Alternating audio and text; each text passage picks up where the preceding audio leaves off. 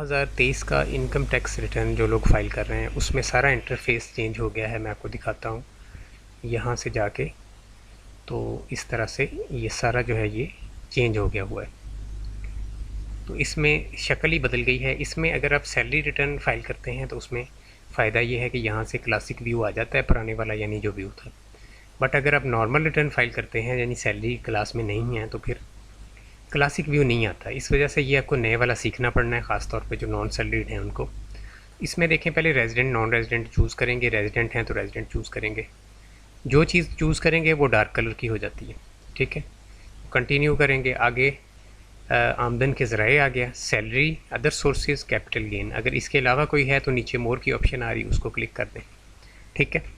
तो यहाँ से सैलरी को क्लिक करता हूँ। सैलरी के अंदर देखें एनुअल सैलरी है और उसके बाद जो टैक्स की कटौती हुई है, सालाना टैक्स कटौती बराए तनख्वाह, ठीक है। Monetisation loss for government servants, अजाफी मुआवजा तनख्वाह के अलावा, flying submarine allowances, allowance commercial pilot. उसके बाद बर्खास्त की मुलाजमत पर जो मुआवजा मिलता है वो है, बकाया जात तनख्वाह यानी एरियर्स जिसको बोलते हैं इंग्लिश में, एरियर्स ऑफ सैलरी। तो यहाँ पे आप अपनी रिस्पेक्टिव अमाउंट एंटर करेंगे। मसलन मैं एंटर करके दिखा भी देता हूँ आपको। इन बाई की तनख्वाह ये 4,90,000 मिसाल के तौर पे, और एग्जाम्ट अमाउंट इनकी जो है वो आप डालेंगे 6 लाख रुपया, क्योंकि जो टैक्स ईयर है उस पर 6 लाख एग्जाम्पशन की अलाउड थी सैलरीड पर्सनस को। तो सेव कर दिया मैंने, ठीक है जी। अब एनुअल सैलरी ऐड होगी। अगर कोई टैक्स की डिडक्शन हुई है, सैलरी आपकी 6 लाख से ज़्यादा है, तो फिर यहाँ पे ग्रॉस सैलरी आप एंटर करेंगे और यहाँ पे उसकी जो टैक्स कटा है वो एंटर करेंगे, ठीक है। तो अब चूँकि इनकी अमाउंट जो 6 लाख से कम है, इस वजह से ये मैं आपको एग्ज़ाम्पल के तौर पे दिखा रहा हूँ। इस वजह से यहाँ पे कोई डिडक्शन इनकी नहीं हमने डाली, ठीक है जी। तो आपकी अगर 6 लाख से ज़्यादा है तो फिर आपका डेफिनेटली टैक्स कटेगा और उसको आप यहाँ पे सेकंड वाले टैब में एंटर करेंगे। जिस टैब में भी एंट्री होगी वो यहाँ पे टिक आ जाएगा उसके, और वो डार्क कलर का हो जाएगा। आगे मूव करते हैं। दोबारा मेन पेज पे आ गया, फिर क्लिक किया तो फिर आगे मूव कर गया, यानी दोबारा से कंटिन्यू किया।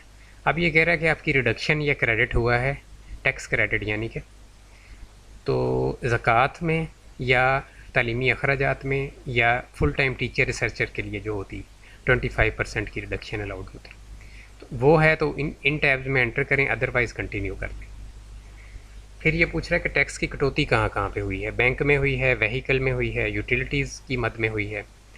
अच्छा, यूटिलिटीज़ आपको ओपन करके दिखा देता हूँ इसमें क्या क्या है। इलेक्ट्रिसिटी बिल रेजिडेंशियल है, commercial industrial electricity bill, cell phone bill, ठीक है जी, यानी कि पोस्ट पेड जो बिल वाले मोबाइल होते हैं उनका यहाँ पे एंट्री होगी। टेलीफोन बिल, ठीक है, अगर टेलीफोन आपका ये PTCL वगैरह लगा हुआ है उसकी। इंटरनेट बिल, इंटरनेट का बिल अगर आता है उसके ऊपर, ठीक है।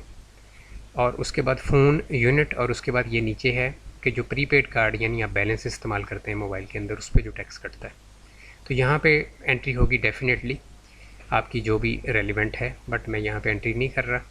अच्छा, इसमें एक और हेड आपको एक्सप्लेन कर दूँ। ये प्रॉपर्टी के ऊपर जो टैक्स आपका कटा होता है, ठीक है, तो ये मैनुअली एंटर पुराने ज़माने में लोग करते थे, अब ये ऑटोमेटिकली FBR वाले इसमें एंटर कर देते हैं। मैंने आज ही देखा है कि मेरे कज़न का उसने प्रॉपर्टी सेल की है, तो उसका जो पुराना, क्योंकि जुलाई 1 जुलाई से पहले का ये रिटर्न के अंदर टाइम होता है, तो इस वजह से 1 जुलाई से पहले उसने प्रॉपर्टी सेल की थी, 1 जुलाई 2023 से पहले।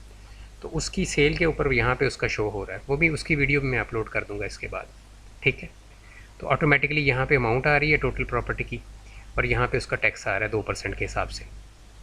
तो ये चीज़ जो है ये FBR वाले अब हमारा अमेरिका कनाडा की तरह ज़बरदस्त सिस्टम हो गया है, ठीक है। अब अगर वापस जाना है तो एग्ज़िट नहीं आपने करना, सेव एंड बैक करना है। एग्ज़िट करेंगे तो सारा ड्राफ्ट में चला जाएगा, ठीक है। इसमें परचेज़ और ट्रांसफ़र ऑफ इमूवेबल प्रॉपर्टी, उसका भी यहाँ पे एंट्री होगी, लेकिन वो भी ऑटोमेटिकली हो जाएगी अगर फाइलर हैं। नॉन फाइलर हैं तो फिर डेफिनेटली एंट्री नहीं होगी। इसमें करंट का भी टैब है, और इसमें अगेन कंटिन्यू करेंगे, एग्ज़िट नहीं करेंगे। एग्ज़िट करेंगे तो ख़त्म हो जाएगा सारा और ड्राफ्ट में चला जाएगा। अच्छा, नीचे देखते हैं और क्या क्या है। Advance tax on money 231B सेक्शन, और withholding tax on sale consideration section 37 6 sub section के तहत ठीक है जी। अच्छा जी, आगे मूव करते हैं। अब ये फाइनल स्टेप है, वेल्थ स्टेटमेंट यहाँ पे इस तरह से शो हो रही है। इनफ्लोज लेफ्ट साइड पे आ रहे हैं 0 और इंक्रीज डिक्रीज इन एसेट 0 आ रही है, प्लस आउटफ्लोज। यहाँ पे दो चीज़ें हैं, increase decrease in asset plus outflows. तो ये थोड़ा सा डिफरेंट हो गया डेफिनेटली। अच्छा, अब सैलरीड क्लास मैंने बताया जी, किसी भी वक्त अगर पुराने व्यू में जाना चाह रही तो ये अपर राइट साइड पे क्लासिक व्यू है, इसमें पुराने व्यू में जा सकते हैं अगर उन्हें यहाँ पे मुश्किल हो रही। इसमें देखें ये लाइबिलिटीज़ हैं, ठीक है, मैं ओपन करके दिखा देता हूँ आपको, ठीक है, और सेव एंड बैक कर देता हूँ। वही हैं सारी चीज़ें जो वहाँ पे थी।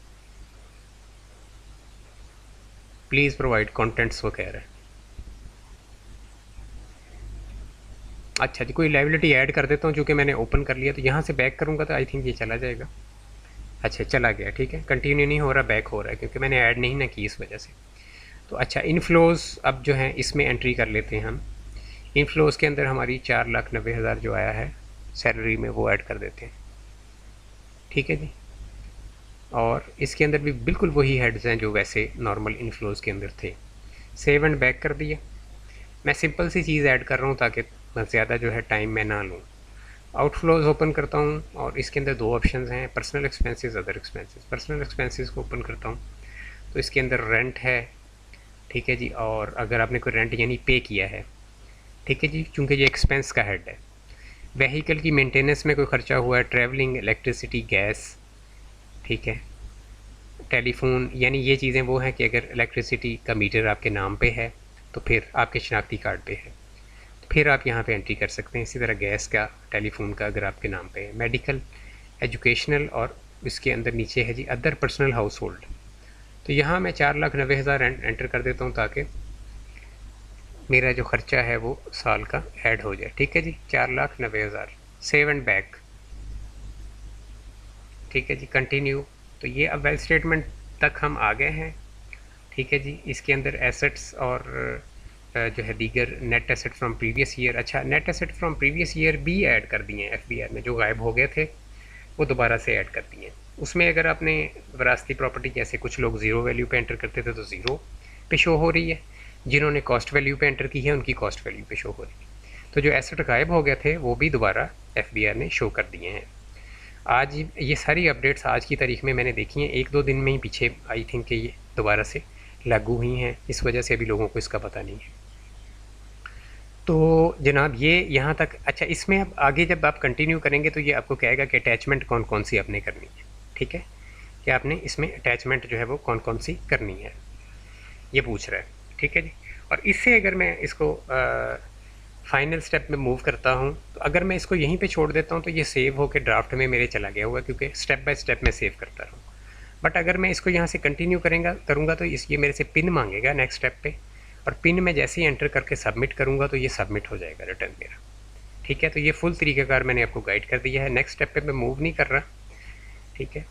और इसमें यहाँ से अगर मैं एग्ज़िट करूँगा तो मैंने बताया ड्राफ्ट में चला जाएगा, फिर ड्राफ्ट से दोबारा आप ओपन कर लें इसको और कंटिन्यू करते जाएं, क्योंकि डाटा जहाँ तक आपने एंटर किया हुआ है ये सिर्फ स्टेप 1 से चलेगा दोबारा से, ठीक है जी।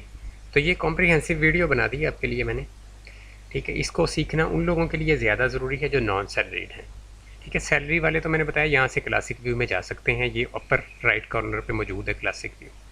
बट जो नॉर्मल रिटर्न है वहाँ पे क्लासिक व्यू आ ही नहीं रहा, उन्होंने यहीं पे एंट्री करनी है सारी की सारी, यानी कि नए इंटरफेस जो है, ये नया जो व्यू है इसके अंदर जाके आपने एंट्री करनी। नॉर्मल रिटर्न यानी जो जिनकी बैंक से इनकम होती है या नॉन सैलरीड जितने भी हैं सारे के सारे, ठीक है जी, तो उन्होंने नॉर्मल रिटर्न के अंदर जाके अपनी एंट्री करनी होती है, राइट जी।